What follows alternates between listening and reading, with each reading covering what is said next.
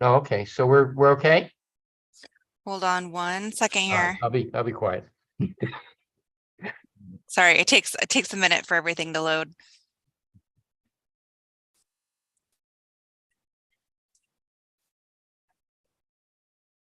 All right. Great. So I think everybody who's coming is here. So I'm thinking what we should do, because there's a lot of new folks, there's some new faces. Why don't we go around the room, and let me see who I'm going to start with. At least I think I'll start with Kirk. He's the first one on the screen. So just self-introduce. Self-introduction, got it. Hello, all. My name is Kirk Olson. I'm a principal with Tremel Crow Company. I guess that's what it says on my background deal there. And I believe, and maybe it's labeled as such, this is number 3 of 3 meetings. Is that right, Erica? Or this is meeting number 4. I believe this is meeting number 4. Right. Okay, well then my performance is even worse than I would have guessed. I think I only made it to a portion of 1 before, but Oh, you're welcome. Good to be here. And so the next on my screen is Nick, who's with Greater Portland, but he'll introduce himself. Thank you, Bruce. Nick Trisco with Greater Portland Inc., regional economic development organization here in the Greater Portland area. I am sitting in for Brett today, who is managing his own event at the moment. So I'm here to take notes and occasionally chime in if you need a regional perspective. Great. So I think Jerry is next on my screen. All right. I'm going to try while my video hangs in there. It's popping in and out right now. So Jerry Johnson with Johnson Economics. We're a consultant working with the city on preparing the EOA. And Colin looks like he's next. Yep.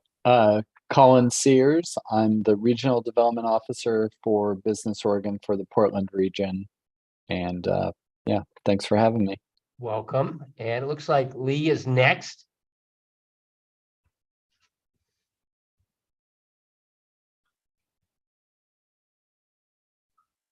Hi, I'm Lee and I'm Economic Development Specialist with the Department of Land Conservation and Development. Nice to see everyone. Nice to see you. And let's see, next I have Susanna. Hi there, Susanna Stanley, Land Use Planner at McKinsey. And I'm actually here as a representative of NAIOP, Oregon. Thank you. And then I see Keith Campbell. Hi, Keith Campbell, City Manager for the City of Sherwood. And then I see Daniel, Commissioner Daniel. Yep. Hi there, Daniel Bance, Planning Commissioner, City of Sherwood. And let's see, I see Brad, but I think Brad doesn't have his microphone on. Brad is Sherwood. I'm sorry. Hi, Brad. Hi there. Yeah, Brad Crawford, IT Director for City of Sherwood. Then I see Colleen. Oh, Colleen doesn't have a microphone. Sorry. I am missing. I think I'm missing. Missing some folks. Not everybody is showing up. I know Erica. Yep, Erica Palmer, Planning Manager for Sherwood.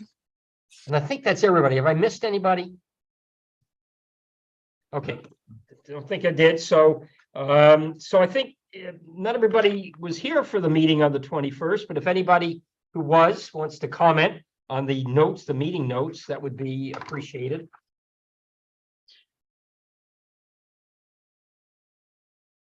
Hearing none, unless I spoke too fast. I think we're now ready for Jerry to present the packet that he's prepared with us. All right. Well, what we want to do today at this meeting was sort of focus on where we're coming to conclusions and the reconciliation, and really start talking a bit and hopefully getting a discussion with this group on recommended policy steps to help the city to address their employment land needs. It's sort of the next step once you come to findings of what your issues are. What do we do about it? So as part of that, I'm going to try to share a screen. My video may go in and out, but I believe the screen share stays consistent in any case. I have no idea what's going on. I need an IT. We'll tell you when it's on. All right. So we have the sharing app. We covered this last meeting for those who were there, which I don't know if that was you, Kirk. Let me stop this video. All right. And we'll run through it here. Hang on.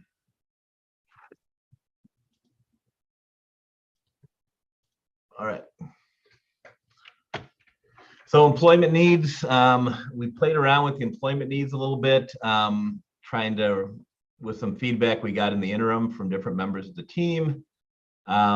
We have a total estimate now of current estimated employment in the area of 90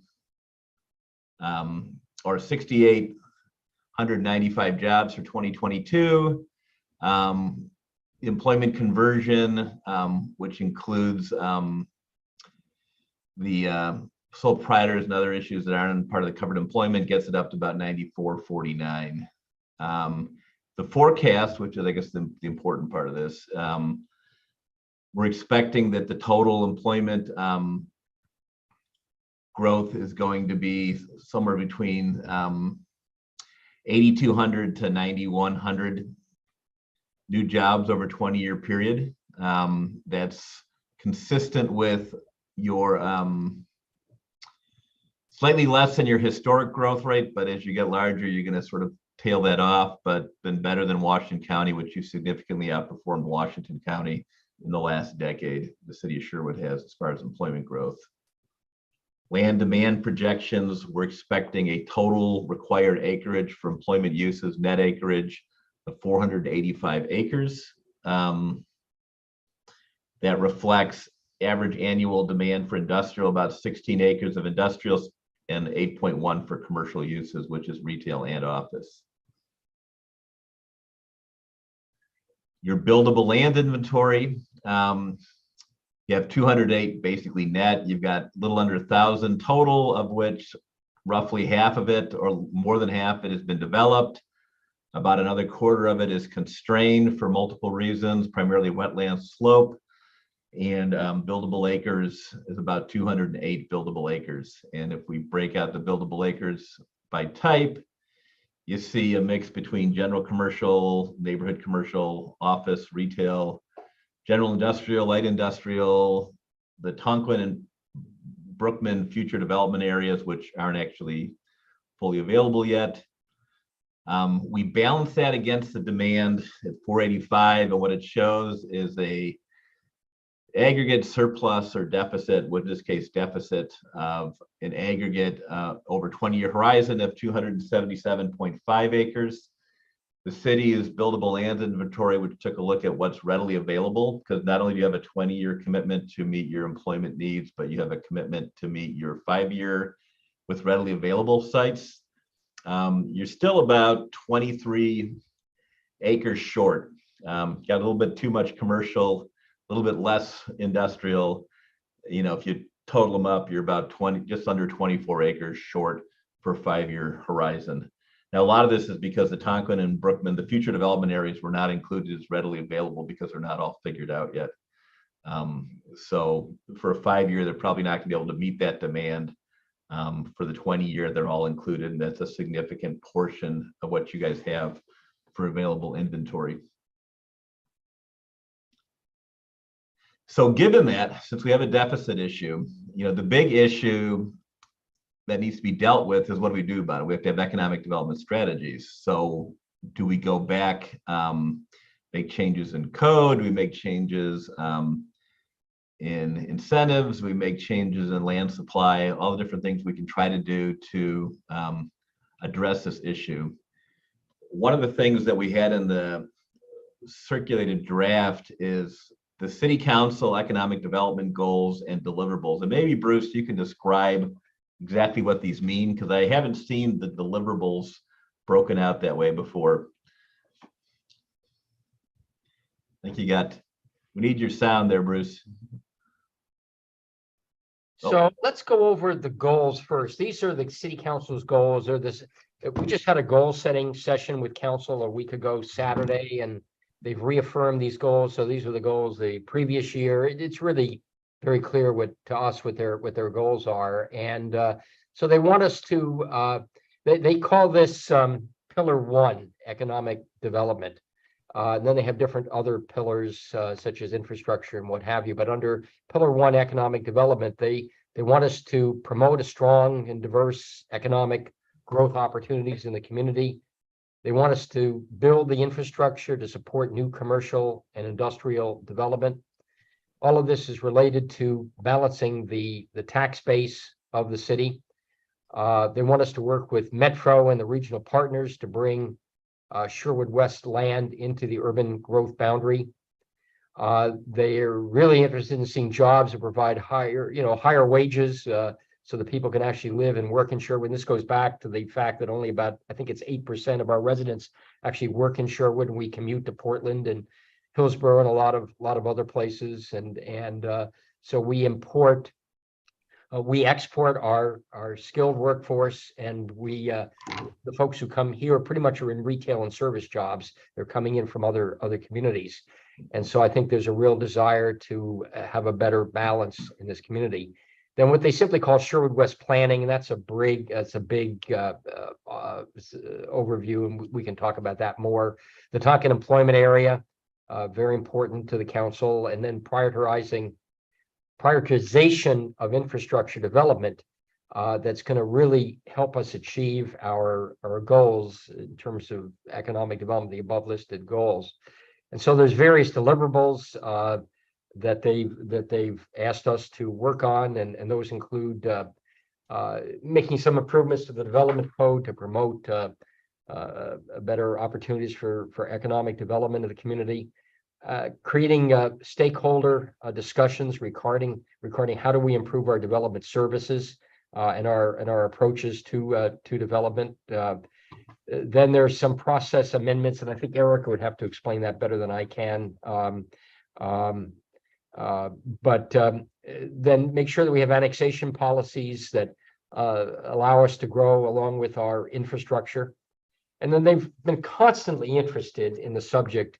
For the 3 years I've been here, there's been a constant indication of interest in looking at jobs, housing balance, and how do we become more of a balanced city so that we don't have this kind of commuting, and we become more of a localized center in a sense. Then getting back to well, this next one is actually Sherwood West relook. So it's completion and adoption of the Sherwood West plan that we're getting really close to coming to conclusion on this winter. Then there's a decision to ask Metro to include Sherwood West in the urban growth boundary. They've indicated to us since this was written that they want to do that in 2024. And then the annexation plan and policies for Tonkin employment area, but we already have, I think, strong annexation plans.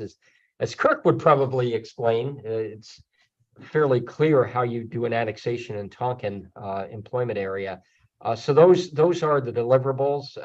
One thing, Jerry, I just want to go back to us for a second. I think the numbers that you were sharing in terms of demand, they don't necessarily include things that could happen in the future, such as if the work of the semiconductor task force is successful, that there could well be the growth of semiconductors here in Greater Portland and in Sherwood, compared to being in Arizona or Texas or upstate New York or other places that they're aggressively recruiting them. So I think if I understood your number correctly, it did not necessarily include that 270. No, and it doesn't. This is something it's written out in the text more, and I should have had it more in the PowerPoint.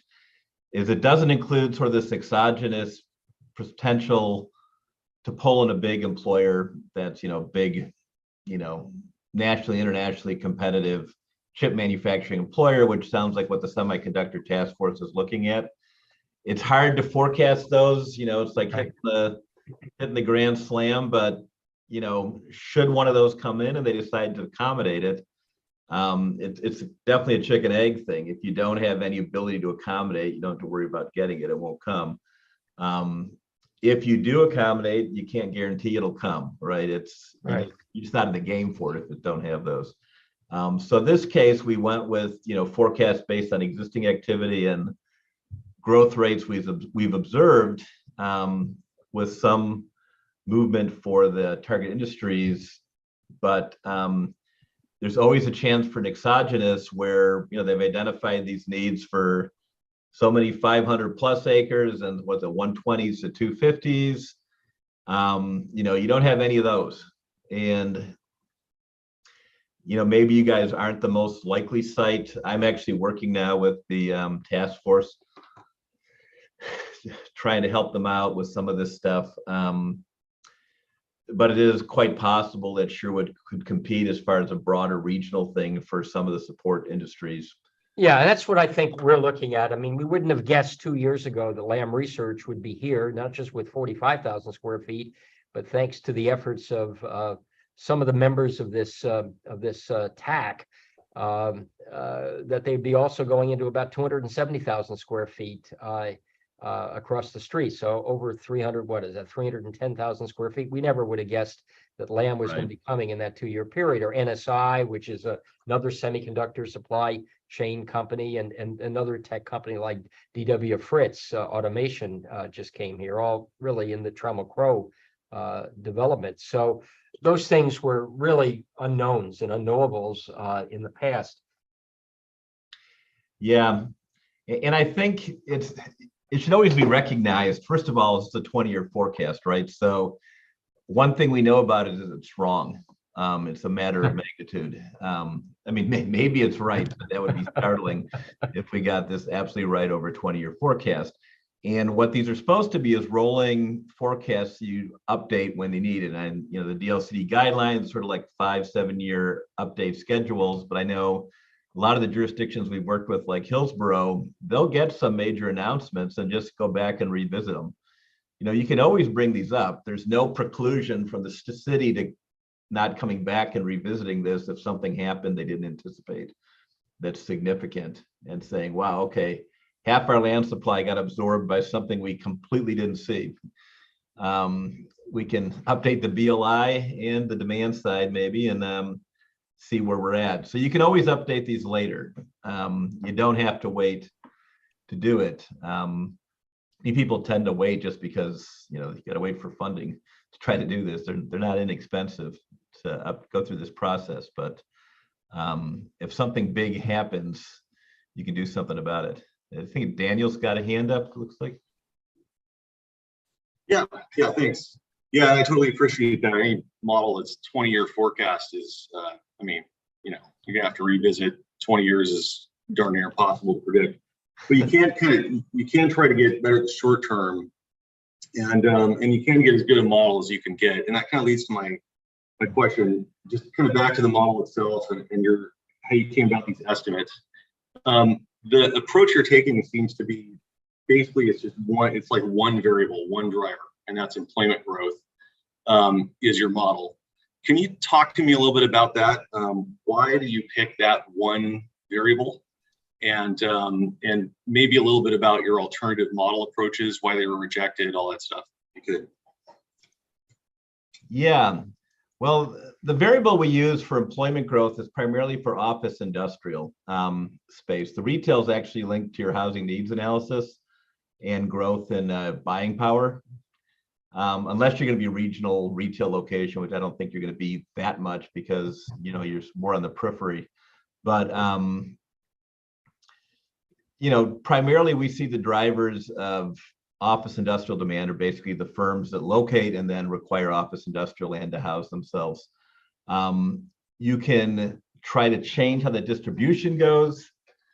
You know, we find it much easier to forecast with a greater level of certainty or precision. We're never certain, right? But we're more accurate looking at the trends on employment growth over time because it tends to be pretty consistent and pretty predictable, particularly as a broader region. It's a little less predictable if you get down to a jurisdictional level like Sherwood, because you're a smaller base and you can have some huge fluctuations with just one employer like Lamb coming in. It can really bounce you around a bit. But we typically started with employment. What we did on our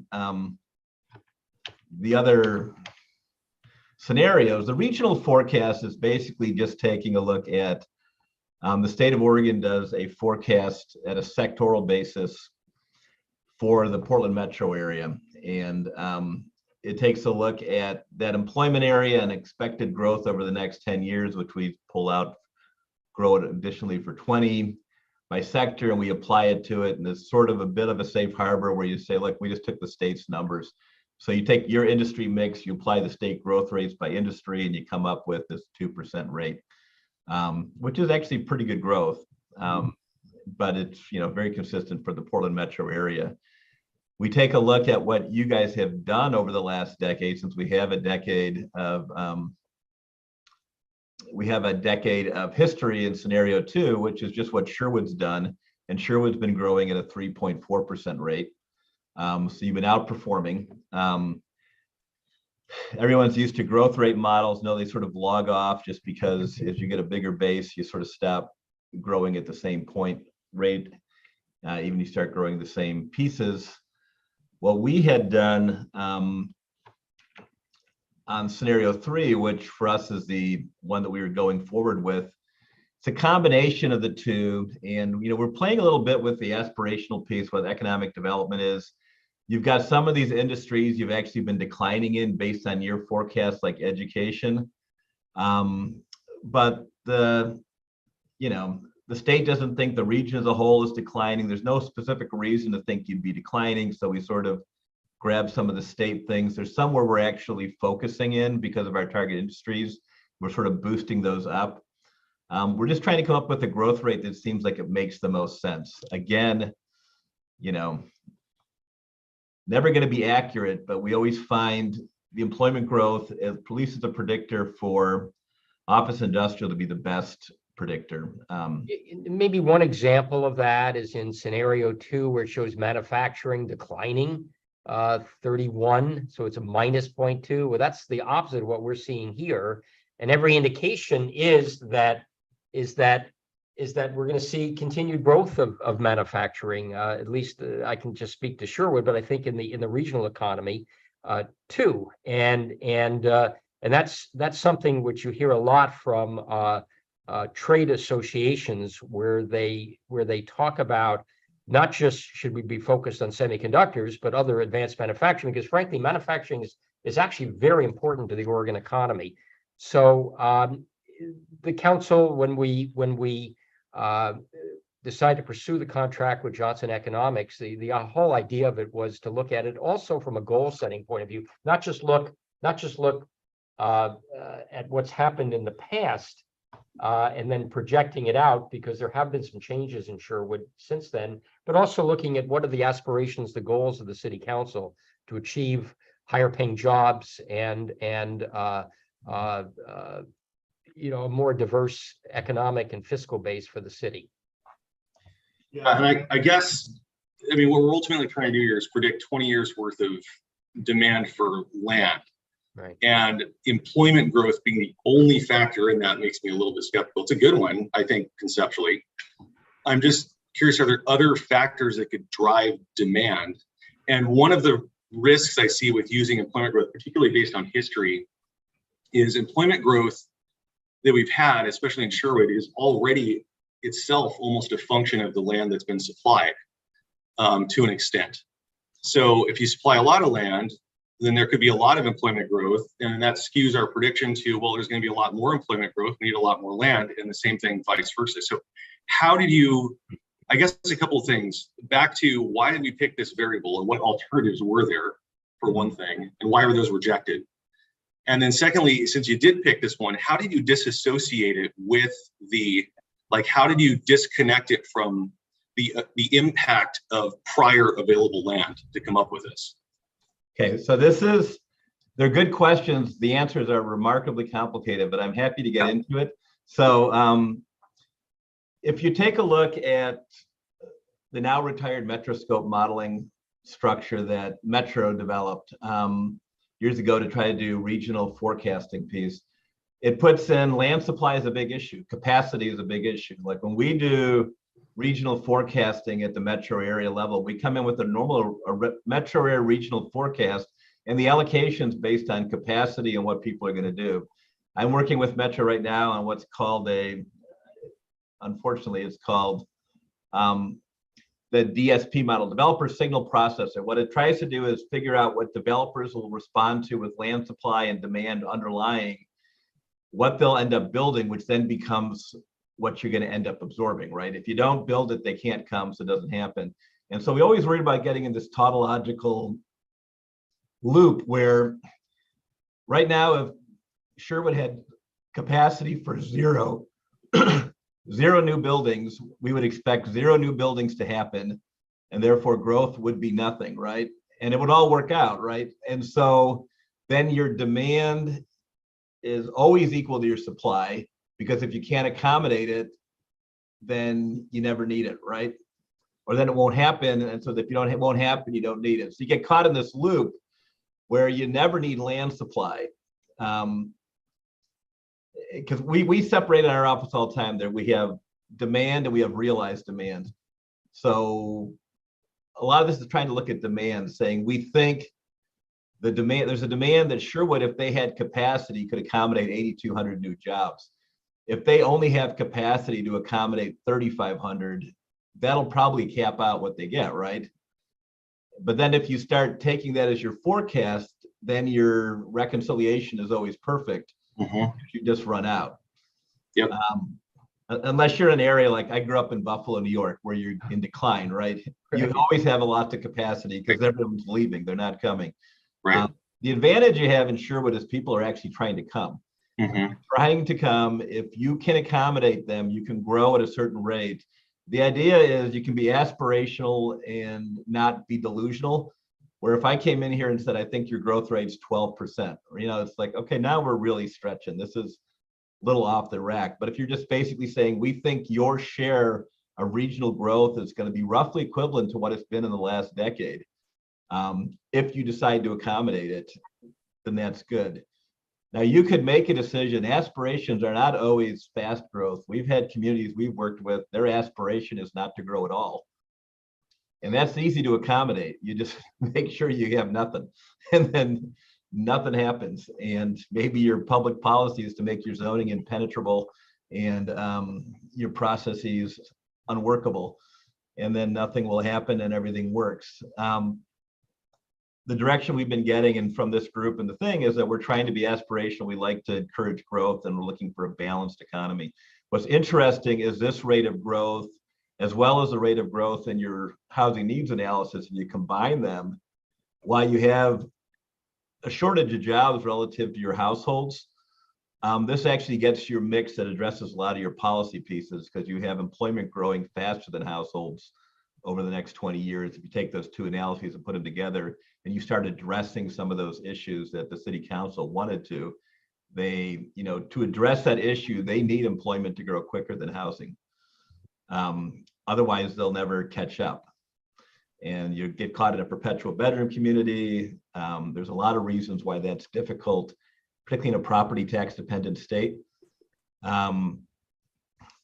The fiscal profile of employment is significantly better for property tax states, which most local jurisdictions are relying on for most of their stuff.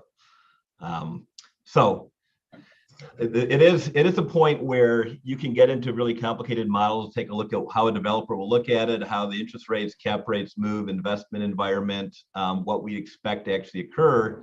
We can run those, but you get caught in this tautological loop that it doesn't become useful for us, because it comes to a solution. All economic models come to an equilibrium point where they solve themselves, but they don't always solve themselves how you like them to solve themselves. Because what occurs, occurs. What can occur, occurs. And what doesn't, then you can say in hindsight, well, it wasn't going to occur. So thank you for answering that. And in that case, could you maybe just, since we are relying on this final model, what would you consider to be the assumptions going into the model, any limitations that you believe your model has that we should be thinking about in using it? Well, there's a lot of pieces on limitations that can happen. One is, the nature of some of this employment and their land usage changes quite a bit as technology changes. We're starting to get actually wholesale trade, warehousing at higher employment densities than they've historically been. We're starting to get office space got higher intensity employment densities, and they went lower employment densities.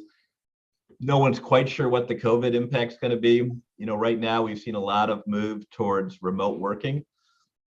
So you don't have physical office space, but at the same time, you've had people getting more space for people in physical office space for separation. And we've also seen some exodus from urban areas to more suburban areas. Like in the Portland metro area, the suburban markets have been done quite well, while the urban markets have really struggled. The urban being downtown Portland primarily. And so you see changes in how this works. We've already done some changes over the top on retail trade because we're seeing increasingly the rise of e-commerce, and we're seeing a lot higher percentage of our retail trade now being accounted for basically by warehousing and distribution, because they're more fulfillment center taking a bigger share of the retail trade dollars. And you're basically taking what traditionally would have been retail demand and putting it in industrial space. And so those things change all the time. I mean, manufacturing, Bruce mentions how manufacturing is strong locally, which is fantastic because everyone wants manufacturing. And nationally, manufacturing has not been a strong point. But in the region, it actually has been. The region's done very well with manufacturing. And that's a positive, but how all these industries interact, changes over time. In fact, you'll even see the definitions of these over 20 years. This is, they'll start changing the definitions even of what some of these industry sectors are, because activities move from one sector to different sectors all of a sudden. So everything moves. So we're going to have different patterns of use, different rates of growth between industries. The function of the economy will change over 20 years in ways we don't anticipate. We'll have efficiencies in some things and lack of efficiencies in others. How construction is done could change. If we may have all sorts of different construction techniques that come in. Construction is long overdue for a improvement in construction techniques, because that's actually the one major sector of the economy that hasn't seen any increase in productivity from the labor side for a long time. Information is all over the place. Obviously, with computers change how everything worked. There could be another black swan type event or big change in industries. Usage patterns change. I mean, again, that's why we try to make these things dynamic. It's a 20-year forecast. And we would normally recommend, look, every 5 years, you should be back revisiting this. In fact, for a lot of them on their strategies, that's what you put down is you need to come back and make sure we're checking this, because our assumption on this particular industry just makes no sense anymore. We don't, if we had made room for a blockbuster, we might go back and revise that and say, okay, maybe we're not going to do video stores. We're going to have streaming online. I cannot get my video to work. I keep trying. I'm the one who needs the IT guy, so no, Brad.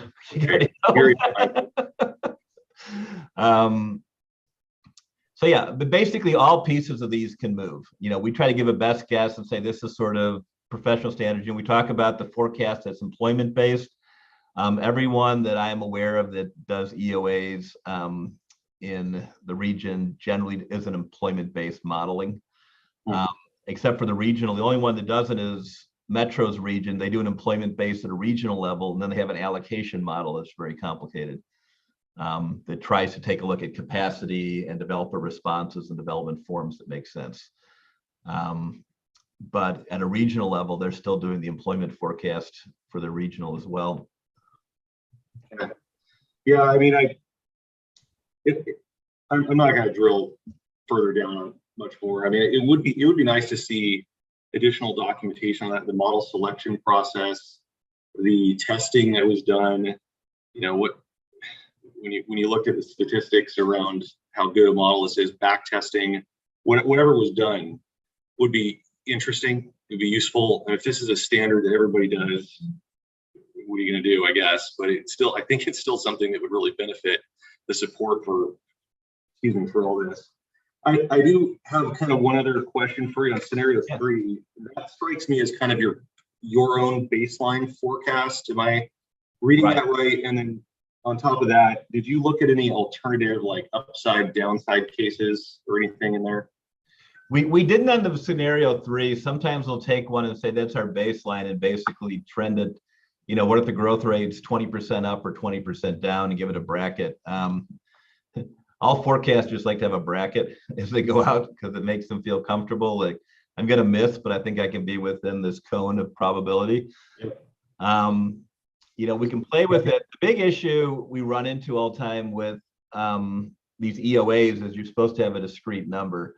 And how we deal with the bracketing is, you know, make sure they get updated all the time. Because eventually you've got to make a guess. Mm-hmm. Yeah. You can talk about a range of prospective pieces, but then you got to say, this is my call. Sure. And, you know, when we look at in banking at stress testing and other things, there's alternative scenarios that have probabilities ascribed to them. Your baseline's usually a median. You know, it's 50-50. Could be better, could be worse. So it's sometimes useful to look at other probability weighted cases just to consider. So that's why I was asking. We've done some really what your thoughts were. Yeah. You know, if you even get to an individual project, like we've done probability estimates of different variables in a financial analysis for development project. And you just give an expected value of the whole thing. Like, you know, I've got 6 variables and here's their probability curve for each one of them. And I run all the scenarios and say, we're probably going to be around here, right? You can run that. It's not typically done in this. And it's fascinating to think about. I understand the kind of modeling you're talking about, because we've done this before for, you know, honestly, like underwriters who are taking a look at a real estate portfolio and looking at a huge distribution of potential outcomes of market shifts and what it could mean for them, just to evaluate their risk.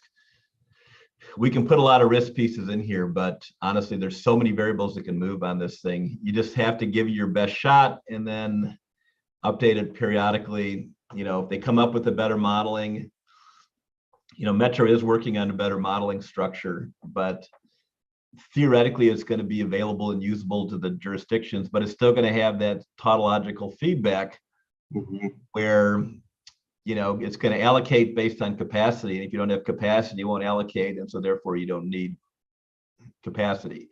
So real quick, what economic variables did you select for the forecast of employment for your scenario 3? What are it says influenced by research. I'm just wondering what variables were drivers. Yeah, well, primarily what we had done is we had taken an algorithm between the regional forecast and local forecast to come up with a baseline, and then we took the target industries and really just juiced them up, brought them up like 30% growth rate on some of the targets to assume that we're aspirationally trying to do better in some of these industries. So if you take a look at the industry mix that we're looking at, it's weighted a little bit more towards better paying professions as well, which again is aspirational okay, so these weren't advance the cities. These aren't exactly econometric forecasts. That one, it's more of a just a kind of multiplier effects or juice it up. As you say. we could run an econometric, but honestly, I mean, I've had some fantastic math and econometric forecasts that are just nonsense. Okay, all right, thank you. Yeah, I think for me, maybe a little. I don't even know what to specifically ask for. A little more in the documentation. Maybe if there's supplemental documentation on some of the model design. We can certainly give some more for you to take a look at. The only thing extra in here maybe would be a little bit more explicit on limitations and assumptions of the model. I think it'd be useful to the Planning Commission just as we're considering, okay, when should we not, you know, where are the edges of the usefulness here? You got some of that in here, but maybe beef that up a bit. Would be my suggestion on that front. Okay, I'll stop. You got a lot to cover, so I'll stop now. Thank you. All right. Well, before we got more modeling questions, we can address them here before we move on to what to do about it, which is sort of the next step of what we're sort of hoping to get into, which is how do we basically formalize the city's economic development goals and deliverable expectations with what we expect or we hope to put into this document for suggested policies. And these are not policies that the city council or the city adopts. They're just recommendations in the EOA of what we can do about it. I mean, right now we're showing a shortage in capacity relative to our assumed demand profile. And like, give you an idea, some of the things, this is from another one, so it's not yours. This is, I just put it in for just prompt discussion. You know, how do I meet industrial commercial land needs? You want to take a look at your codes, at what you actually have in here. That's one of your deliverables. Improve the development code to make sure it promotes stronger economic development. One of the things Bruce and I had talked about is maybe some flexibility in the code. And maybe there's stuff that, you know, Kirk or some of the brokers or other people involved think might be really useful in the code, or issues they've had with the code as far as accommodating employers that might be useful to get at. This is actually a chance to put in something in the EOA that you'd like to see the city address at some point within their codes. This could also be something Erica might want to, that she may wish the code said. And some of this is stuff like segregation of uses and how do you deal with office use in industrial zones, and which industrial zones should or should not have office uses allowed, and or commercial encroachment, or how that stuff is dealt with.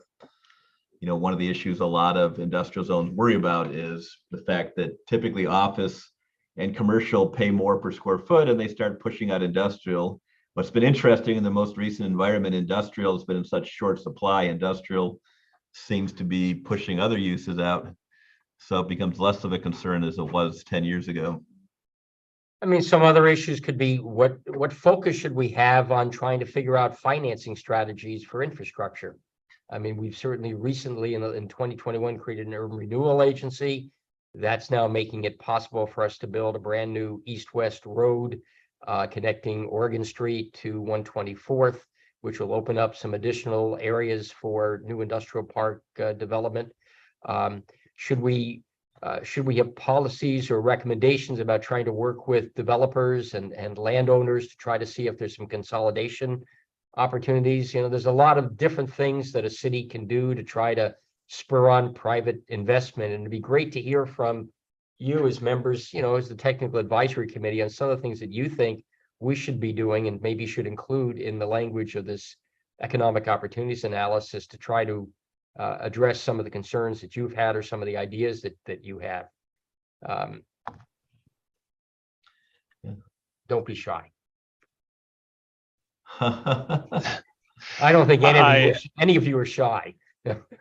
Well, and Jerry, you prompted discussion on the code itself, Right. development code, which I think at least the EI industrial employment zone language is good, is fair, reasonable. I'm not necessarily identifying a lot of areas for improvement there per se. But yeah, kind of what Bruce is hitting on, and some of the bullet points here relating to annexation and infrastructure, I think would be really impactful. And I'm curious, you know, when you say the Tonkin employment area, I'm assuming that includes the gun club, the Tri-County Gun Club. Is that right, Bruce? Well, you know, and maybe Erica would have a comment about that, but I think the council was really focusing in this, because it doesn't say anything more than this. I think they were focusing really on how do we complete the current Tonkin employment area. But obviously, I'm very interested in trying to see if there's some opportunities over time to expand the boundaries of the Tonkin employment area, which would then have to be outside the urban growth boundary, because frankly, I see over the next next X number of years that the usable land, frankly, the usable land in the Tonkin employment area that's of suitable size are really going to be done. They're going to be spoken for where that's feasible, where the slopes are not too significant, and where there's potential for infrastructure to come in, and where land can be assembled, because there's a lot of smaller properties in that in the interior areas. So I don't know if it includes that, but I think your comments with that would be appreciated, of course.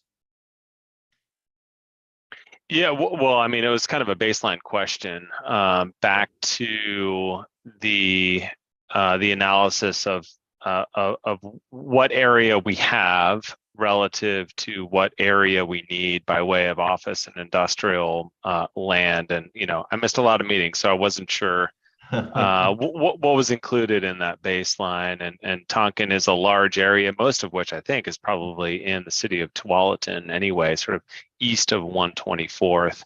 But regardless, a lot of the developments like ours that you mentioned, Bruce, the one behind me, we had to annex, and that has its own set of challenges.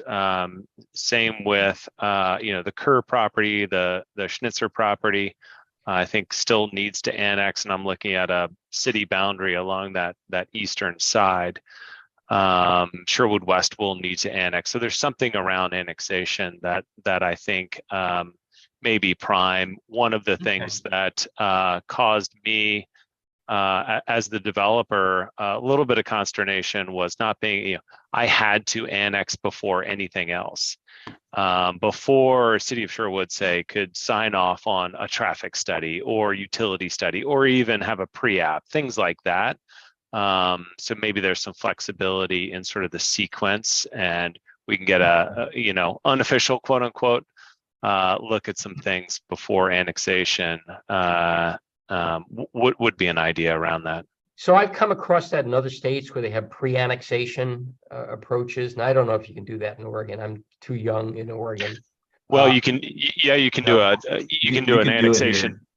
Yeah, you can do a development agreement around annexation agreement that sort of lays it all out and allows you to get going. And we've done that elsewhere. I have a thought about annexation too. I can mention.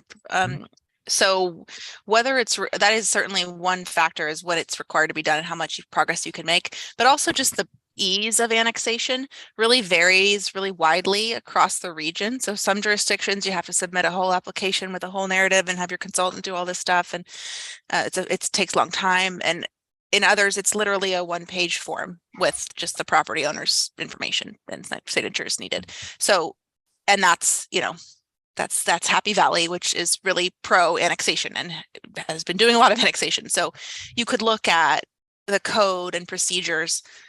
Now, I think it still takes, I think it's only one hearing. So it's still not going to be overnight, but if the process is a lower barrier, then you might have property owners saying, oh, I could annex and get zoned industrial pretty easily, and then I could sell my property for more money and get that site ready earlier. Yeah, that's a great point, right, Susanna. And I don't even know from a policy legal perspective, can you annex a property without the property owner's consent? No. No, probably not. Ask Nike. Yeah. No. True. You can try to loop them though. That's what they tried with Nike, right? You can encircle them somehow. Yeah, that still doesn't always work. Tektronix is another one. Yeah. Yeah. So what other issues are you seeing that maybe should be the focus in terms of some of the recommendations that we might want to make in this report, just based on experience? I mean, not going to call on people, but I know Colin has been very involved in economic development. Maybe I am economic development for many years, and has seen some best practices, and maybe there's some things that Colin might be able to suggest, or Nick from Greater Portland. I'm just throwing out some names here. Nick from Greater Portland, what he's seeing, because he's working to recruit traded sector companies to our region, to the metro area, and certainly sees what they do in other states in terms of encouraging the growth of traded sector and manufacturing and tech companies. You don't Who have do you to. want to? Who do You you don't want have to do it publicly if you don't want to. You can also write. No, it no, down. I'm happy. I mean, do you want me to go first? Yeah, and you then can go Nick first, can- Colin. Sorry. Yeah. I mean, as far as the framework for everything that's here, I think it looks fine. I think, you know, like everything, like hairstyles and jeans, everything's trendy. Things change over the decades. We all know we see these trends in our regional economy, and that goes for manufacturing too. There's different types of manufacturing right now. There's a continued trend into North America for nearshoring or sorry, Reshoring. Yeah. reshoring, but also Reshoring. nearshoring. Moving some things to Mexico that were in China, and then building more of localizing that supply chain. So I think my perspective is having some larger parcels, and by large I don't mean 500 acres. I mean 50 or 80 or 100, but having some larger parcels where you can have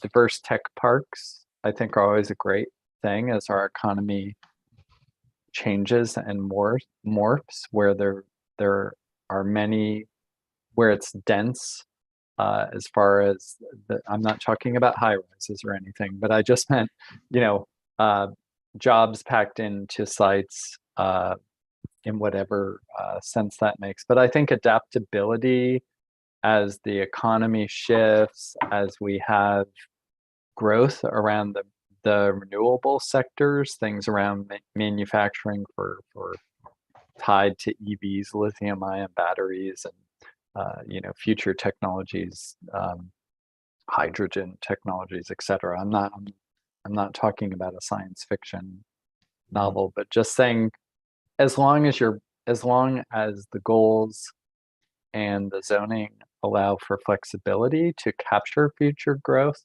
that's very key. And then the other, I guess I'll go back to the parcel size, and I think Kirk could chime in on this, but I think it tends to be easier to develop parcels that are a little bit larger versus orphan parcels. And I know over the years, there's been lots of sites around Metro, 12 acres, 8 acres here or there, kind of infill. But if you have some nice sized rectangular or square parcels, that would be something to strive for. But I like your idea of shifting towards higher wage jobs where you can attract some of the residents of Sherwood. I like where this plan is. I like where you're going, and I don't have any, my feedback for any community in the region is just to be as flexible as possible. Provide flexibility, because we never know where the market is going to be. 5 years, 4 years, 3 years ago, I think I was in meetings and people had no idea COVID was going to do what it's done. So the more flexible your plan can be. And then I would also, just one comment, back to the trendiness of things. The semiconductor task force, it's a great vessel or engine, but it's a bit more of a thought generator. They're throwing ideas on the wall that are going to the legislature, and the new governor is creating a budget. These things will all come together and there will be sausage making. Oregon still has our tax base that cannot afford a New York State type of plan.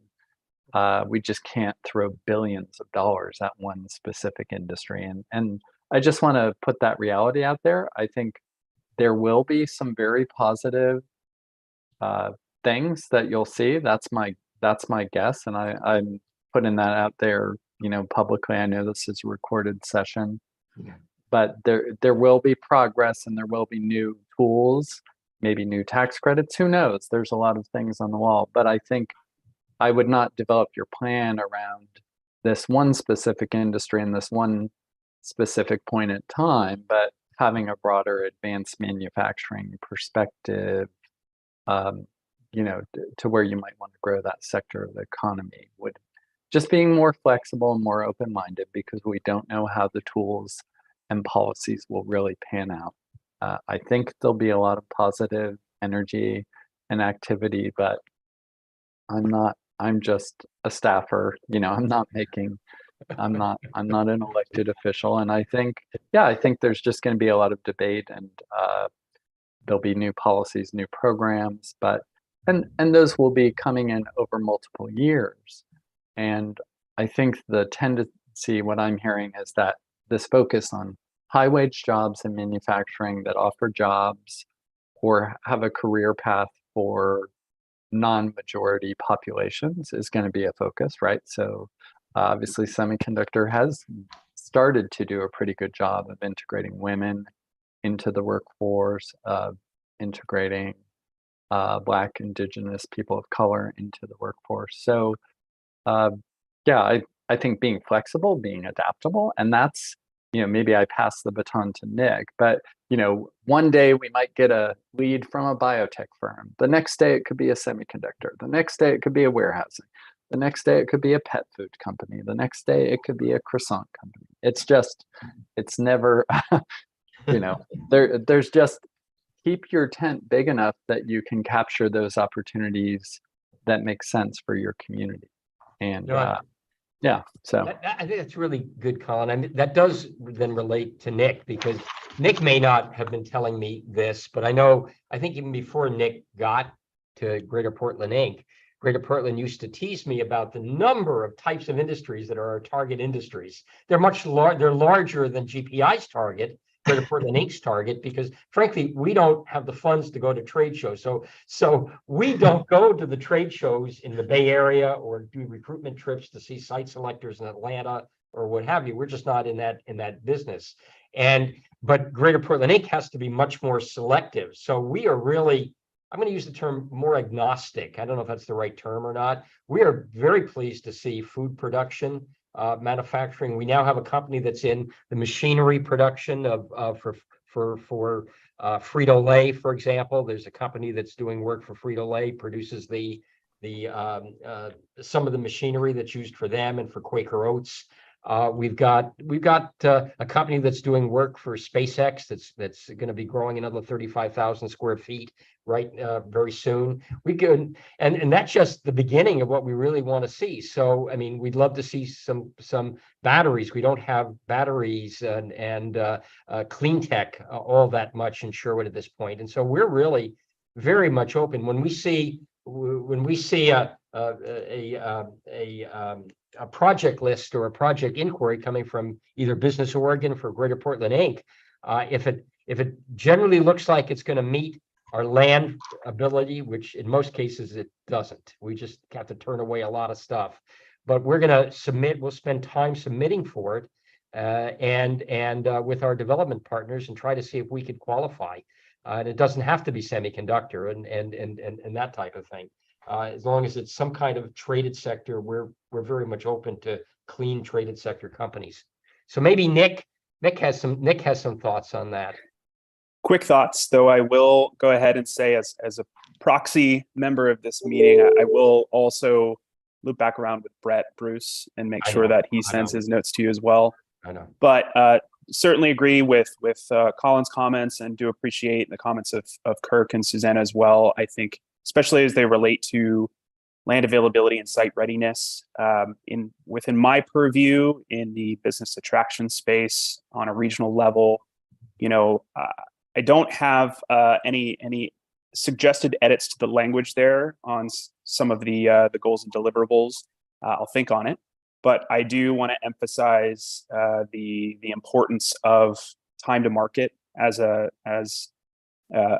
meaningful and compelling way to keep Sherwood sites on site selectors and on companies' lists as they evaluate Sherwood and the region for future investment. And that comes down to how quickly you can get a site annexed, or how quickly you can move through a permitting process, because time is money, as we all know. So I think that, prioritizing those things make sense. And I think will stand the test of time, to Colin's comment about, trends. Yeah, I think let me think on a little bit more, Bruce, and get back to you if that's okay. I don't mean to put you on the spot. I just started to think I'd start calling on folks to see what their thoughts are. Who have I not called on yet who would maybe like to comment? I'll jump in. This is Lee from DLCD. I just following up on Nick's comment. There is a requirement that cities in metropolitan planning areas keep 25% of their employment land supply in short-term supply. But I can tell you from my desk that I don't see a lot of cities who are actually keeping up with that. And the more that you can emphasize continually moving through that cycle of bringing these sites to market consistently, the better position you'll be in to benefit from all of the economic opportunities that are coming both through, state and federal investments on the horizon. So I think that would be an excellent policy to make sure is included in your EOA, but also one that maybe has some enforcement chops in it locally, because that's where we often see a slowdown. Okay, good. Yeah, that's a great point, Lee, because that's what we run into all the time is people always underestimate how long it's going to take them to actually get a site truly online and available. Mm-hmm. And even the pros developers underestimate it. So a company where it's not their core line of business, absolutely. And yeah, I really like Lee and Colin's and Nick's points a lot. Colin talked about flexibility, and I do find that in the current EI development code or code for that particular zone, there are a lot more restrictive industrial zones out there that Sherwood should really stay away from. There are some municipalities that just say no distribution, and as a developer, it's really hard to make that investment if you come across particular uses that are just outright not permitted. Each building, I mean, the buildings behind me, which is the, in Sherwood on the south west quadrant of TS Road and 124th, they could have been distribution buildings too. We got lucky, really. There was more demand that needed something faster in the advanced manufacturing space. So, which leads me also just to another point I want to make where, we should all be cognizant of that objective of the quantity of jobs relative to advanced manufacturing. They're kind of counter to one another. Advanced manufacturing is an operation that doesn't require a lot of jobs. And so maybe one way to think about it, not necessarily exclusively, but in conjunction with is that capital investment of a particular facility. And another thing I'll just say on the industrial zone for Sherwood, it makes the buildings look good because you have to have 15% glazing that faces a major road, 3 materials on the buildings. These sort of things I think are appropriate rather than limiting uses to create some jobs. But again, just a caution on the quantity of jobs relative to advanced manufacturing. Okay, good point. Good. Who else would like to chat? Provide comments that we could fashion then into recommendations in the EOA. These are great discussion comments. I have a few specific code type items, and then I think maybe just a broader thought about the development review process. So a couple of really specific little things that have come up. One is actually kind of related to employment, is the parking minimums and maximums are limited by Metro. Well, Metro sets that, so they're pretty much the same in most jurisdictions, but there is sort of an ambiguity in the Sherwood Code about parking for warehouses over 150,000 square feet. It's just a little bit weird. So looking at it's kind of unclear whether the lower ratio applies to the first 150,000 and then the higher ratio applies. But so I don't know how much flexibility Sherwood has to look at their parking code because Metro has set the limits anyway. But this is something that we're seeing across the region is that a warehouse today is very different than a warehouse when these parking maximums were set 20, 30 years ago. So we're requesting parking adjustments are typically processed as instead of a variance for, FedEx distribution facility. Some of that's maybe not quite as likely in Sherwood, but even for cross-dock warehouses, or I've even had them for other warehouses where it's just a standard warehouse, but they just have more employees now than the big old mattress warehouse. They're just more efficient. And so these are usually approved because we have shift data to show that we have more employees than you thought we would. But it's like when you just keep getting an adjustment every single time, like the code should be looked at. So like I said, I'm not sure if that's how flexible that is. But parking ratio for warehouse is one. And then the variance process, I'm pretty sure you have the Class A variance, which is there's like the smaller, Erica could comment, but once you go above a certain type of variance or adjustment variance, you still have to demonstrate hardship. And so it's just you're getting that higher level of variance because of your percentage of variation from the code. But sometimes, again, this may not be a relevant example, but I've done a parking adjustment for an Amazon facility that was allowed 146 spaces or whatever and needed like 900. And because of their efficiencies and where their employees don't even work at the building, they work in the vans, and there's, but that would have been at the tier in Sherwood where that would have to demonstrate hardship, which is not really the situation. It's just that we have more employees. That's why we need more parking. It's not that the site's too small or something. So looking at the variance process, and it would be nice if there was an adjustment process, more like City of Portland has an adjustment where you just focus on the purpose of the standard that you're modifying and show how you can still meet that with an alternate design. It's interesting. Couple of nitty gritty code things for you there. Nope, that's a great comment. Yeah, and then I think the other thing is aside from nitty gritty code stuff, it's just the process and customer first focus that is really helpful for development.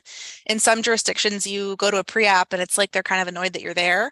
And in others, you go and the economic development person's there and they're happy that they're excited to hear about your project and they check in with you and they give you good information. And that early phase is so important for a project because a pre-app can kill a project if you get either bad information or just too early information where maybe no one's worked through what the solution is yet, and so it looks like it's going to kill it, or unfortunately sometimes where you get not enough information and then you wind up further down the road and you have a big problem. I have a project right now where we have a hearing in a couple weeks and turns out there's a trail requirement that nobody's identified in the pre-app or the completeness, or and we've been given incomplete information. So just kind of the thoroughness and receptiveness of staff. And I think that's kind of all departments. Planning is usually going to be the most excited about the project along with economic development, but engineering adds a bunch of conditions as well. So if and then you get to building and fire, and there can be really big hiccups that come from fire access requirements or whatever it is. And the problem that I think we run into in general is across any jurisdiction anywhere is that the person whose job it is to review the plans is not keeping in mind the economic development goals of the city. So we're all sitting here focusing on jobs and what the city needs as a big picture, but the structural plan reviewer doesn't care about that. And so kind of having that customer service mentality helps, and keeping the city departments united and having those people at the pre-app where they're hearing from higher ups or economic development that this is a good thing. Having a project manager or a really coordinated planner or economic development person who's checking in with those people, those can all just really help. Okay, that's good. That's good. Don't want to prolong this. I just want to make sure that everybody has a chance to comment, and then maybe we should talk with Jerry about what he sees as the next steps. But let's see if there's anybody else who wanted to comment who hasn't yet commented. See if I'm missing anybody. Just a second. Let me go over here. I think everybody who's wanted to comment has commented.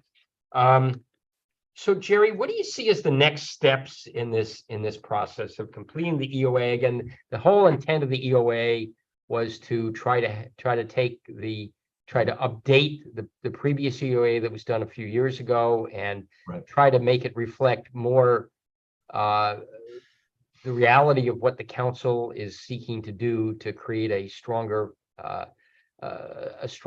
base for this community, a more diverse economic base, and hopefully try to create the opportunities to reduce the commuting, and also at the same time try to make sure that we have a fiscally stable community that's able to provide services to the level that's been anticipated in the community. And so what do you see as the next step in completing the EOA? Right. I apologize. I hate having the Wall Street Journal picture for the for the photo, but my video just keeps fritzing out. The next step for this, I think, is going to be is going to be writing up the strategies and pieces and how to do it and how to get more efficient utilization of your land, how to match it up, basically take a lot of the recommendations you guys went through. This is exactly what I was hoping to get from this group. I mean, Bruce actually put together a really good group for a technical advisory committee who actually understands economic development, which we're in a lot of these, and we work with a lot of technical advisory committees that don't bring any technical knowledge to the situation. So I'm glad we had this committee, and I'm glad we got something out of you, which is good. And I know you've all dealt with it in real world in a lot of these situations and what some of the issues are. We'll try to write up a full list of strategies and stuff built off of this and what the city has come up with already. We'll circulate it around to the group so people can make comments and stuff. I don't want to keep tying you guys up with meetings, but we need to, get this moving along. But as soon as we get it done, we'll circulate it to everybody. People can make comments. We'll try to consolidate, respond to comments, and get back to everybody. I don't want to take more of your time, but I'd love to still get you guys in the loop for review on all this stuff as we go forward. We'll start pulling together a final doc, and then the city's got to make decisions what they do with it. Typically once an EOA is done, they'll go through planning and city council, and there's an adoption piece or modification or whatever they go through. And a lot of the results, the day, the results are pretty much what you guys have. If you want to get more land, you can advocate for more land to Metro. You don't have control of your urban growth boundary, which I think we covered in the very first meeting. All you can say is we would like to have some, and here's why we think we would like to have. We think we could utilize it and put it to good use. Metro is very sensitive about jurisdictions that are given land and then don't do anything with it. And not all of it's their fault, but I don't know who you put the fault on for Damascus, but there's many people who could share the fault for that mess up. But again, they just want to see that people can get through the process right now. We're actually working with them, taking a look at some of their previous expansion areas and what actually happened in those and were they utilized and put to good use. What the city likes, what Metro likes to see is if you're given the assets and the land supply, you'll try to do something with it actively. So that's what I like to see the whole package put together. Jerry, I can assure anybody who asks that Sherwood has already, I think, demonstrated that when there's an opportunity for development of new jobs in this community, that we have worked with our partners to try to encourage and facilitate. And then we've actually seen some, even before buildings have been completed, we've seen a number of companies come to Sherwood that in industries that we have not had before. So I think the city through the city council is very, very clear on its motivation here to create a balance, more fiscally and balance and a sustainable community. Well, I think one of the nice things about this is, and one of the reasons why we have that aspirational piece is it's really designed to try to get to a lot of the goals the city council identified. You know, better mix of higher wage jobs, better balance between jobs, housing. And, you know, it's what you should aspire to, is that's what you've laid out in your policies, what you're trying to do. So we're trying to align those a little closer. And I think that'll be helpful. You know, end of the day, you know, it's all follow through, and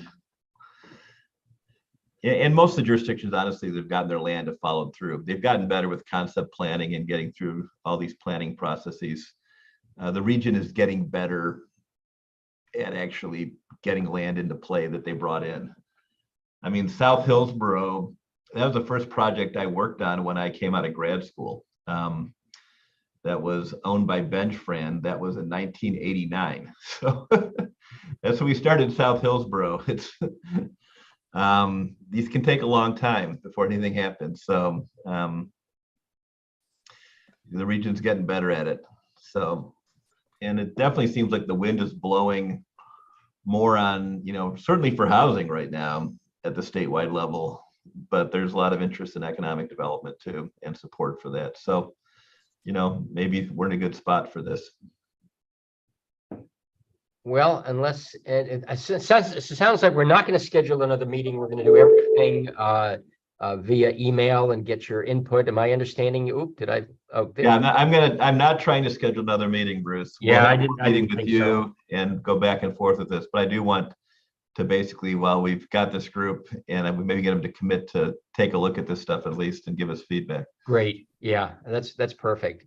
So unless anybody has anything else, we've been delighted, been honored to have the chance to work with you at least at these meetings, and we're going to make sure that you stay in the loop. I think somebody was trying to say something. Bruce, this is Dan. What do you suspect the overall timeline is then for completion? Do you think the pass around and the feedback, and then when does it get to planning commission? Maybe that's what I should ask. Yeah, maybe that's a great question. I think I'm going to look to Jerry and Erica to see, because I don't know the schedules for the planning commission, and obviously we still have some work to do to write up this one last section of it.